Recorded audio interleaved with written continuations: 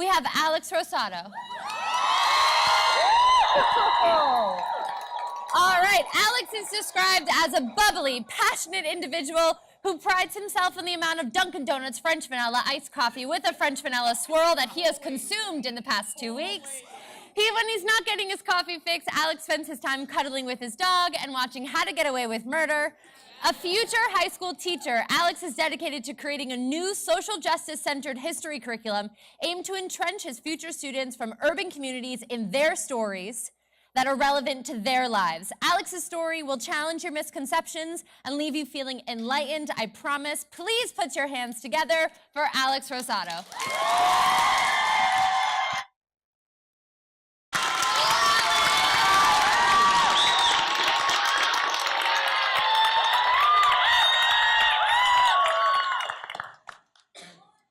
Let me paint a picture for you.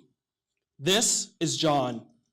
It's July 3rd, 1981, and John wakes up feeling ill. These past few weeks, John noticed that his body's changing and he's concerned.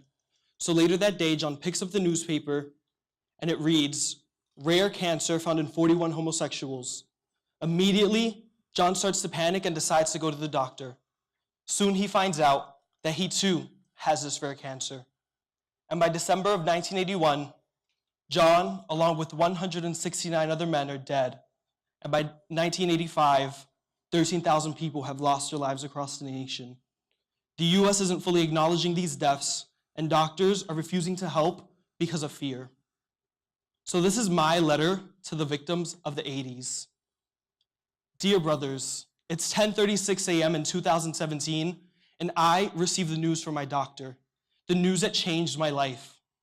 My doctor calls me, and he tells me that I am sick, that I am HIV positive.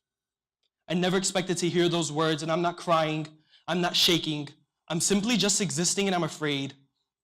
As I began to think about what HIV meant, all that ran through my mind was that I was going to lose this light and positivity that kept me guided and rooted, that this guiding force was now compromised.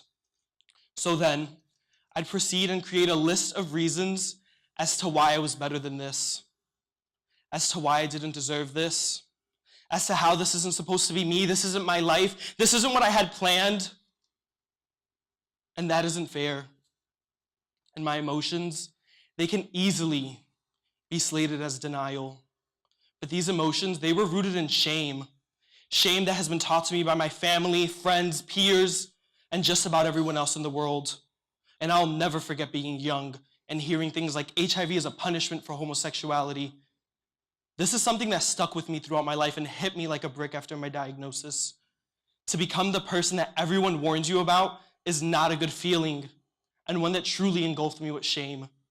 But shame is a consciousness of wrong behavior, so why do we feel it? Our existence isn't wrong, but we've been conditioned to believe that it is. And in the 80s, you couldn't hide your status because there was no medication that allowed you to do so. And in many situations, doctors had no idea what to look for until it was too late. The shame you all felt was out of your control, but today, no one will know my status unless I choose to share. But I still feel this internalized shame. And there's medicine the way there has never been before, and now I can carry my pills everywhere I go. But I take my pills in secret. I take my pills away from everyone because I don't want to be seen. And I will never forget the first time someone asked me what I was taking medication for. I immediately froze. I had no idea how to answer, and I felt so afraid and felt so vulnerable. And then all these questions ran into my head like, why am I afraid of taking care of myself? Why am I afraid of doing the thing that's literally keeping me alive? And then I thought, how different would your lives have been if you had this medication? This medication that's normalizing my existence, because in the 80s, being HIV positive was an automatic death sentence, and it doesn't mean that anymore, but we still cling to the stigma that can be so challenging. I want others to understand that being HIV positive should mean to have hope, to have love, to have a chance at a long life filled with joy and fulfillment. But others need to understand that their fears are what inhibit HIV positive people all over the world. With open minds and hearts, things can and will change. I know that I opened my heart and mind, and despite my darkest moments of fear, I have become truly positive. A generation of people lost their lives. a generation of artists and poets, dancers, lawyers, and filmmakers. And for all of these people, I promise to fight the fights that they couldn't. For the generation of people who couldn't. For all of the Johns who couldn't. And for all of the Johns, I promise to challenge my shame. I promise to educate. And I promise to embrace this new positivity. Today, I want to rebrand 21st century positivity. So here's this medication.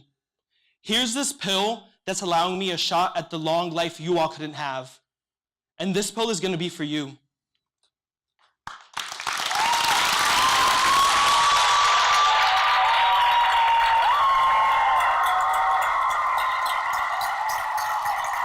Yours truly, an individual who was HIV positive in 2018.